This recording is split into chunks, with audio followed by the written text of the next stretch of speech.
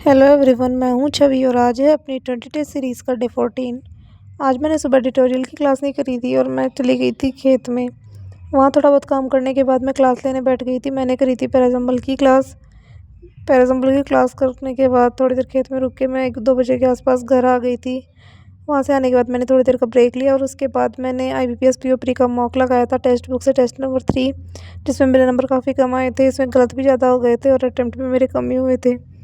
इसको करने के बाद मैंने थोड़ी देर का ब्रेक लिया और वापस से मैंने दिया था टेस्ट नंबर 4 टेक्स्ट बुक से ही IBPS PO-प्री का, जिसमें मेरे नंबर 50 आए थे।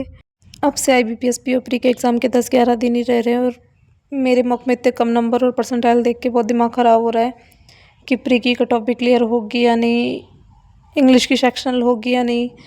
और मैं बैठी थी यहाँ बैठ के मेंस की प्रिपरेशन करने। 10-11 दिन तक तो मेंस की प्रिपरेशन बिल्कुल नहीं करूँगी, बस प्री पे ही ध्यान दूँगी, उसकी प्रैक्टिस करूँगी क्वांट की, ताकि स्पीड थोड़ी बढ़ सके।